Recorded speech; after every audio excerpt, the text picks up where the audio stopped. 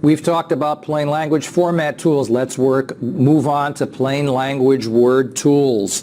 Things like everyday words and verbs, pronouns, contractions, active voice sentences, and correct words of obligation, words of authority like must and shall.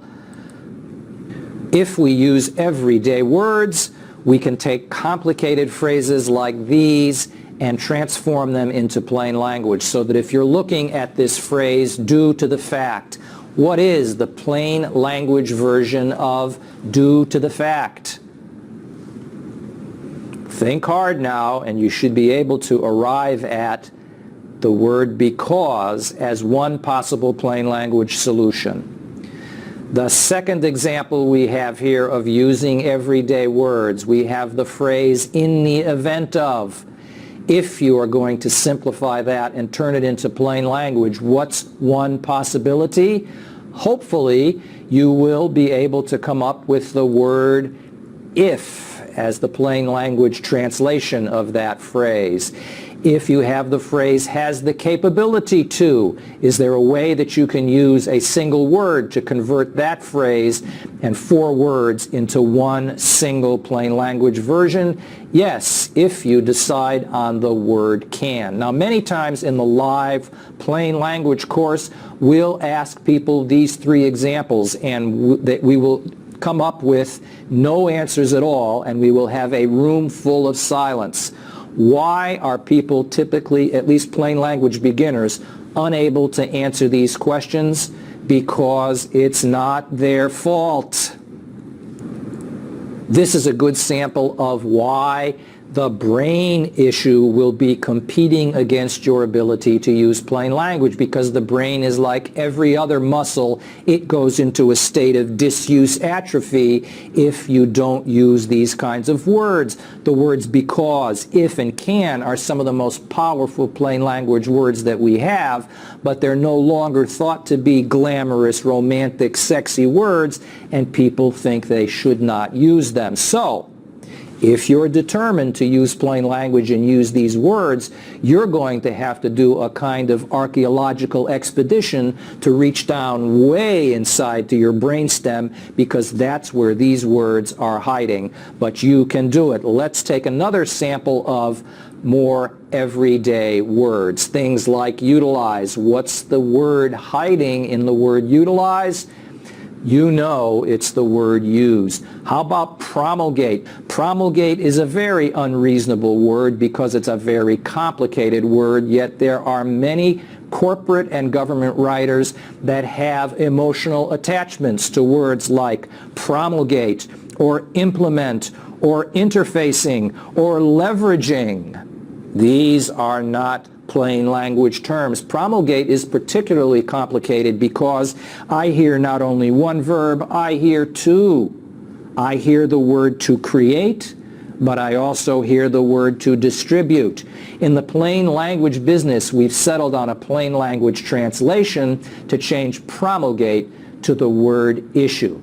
Nonetheless, promulgate is what we call a magisterial verb.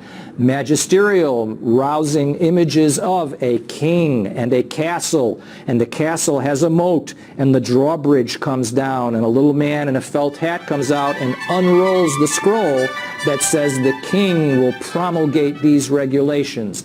These are the kinds of pompous, pretentious, and magisterial words that we hope that government will stop using and use plain English like issue. How about implement?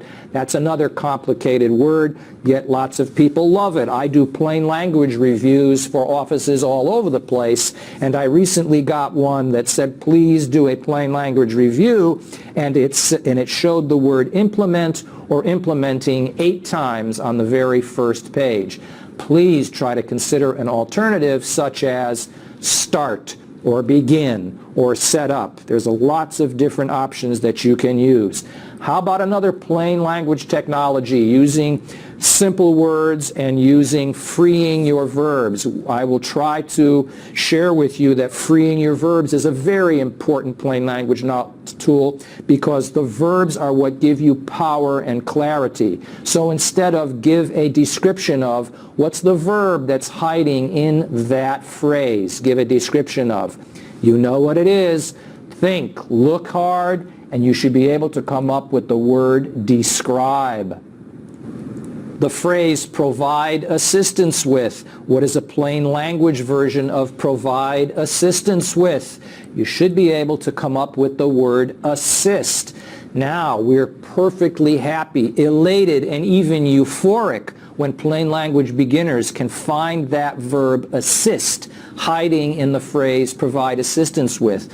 But with practice and with time, the hope and the aspiration is that you will eventually be able to come up with the plain language verb of help instead of assist. That's a higher order, more effective plain language version. Same as this here, do the construction of.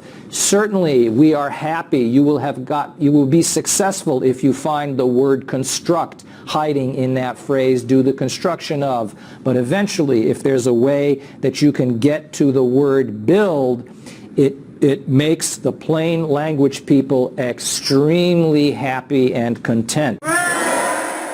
I want to be sure that you know the importance of plain language verbs and freeing your verbs.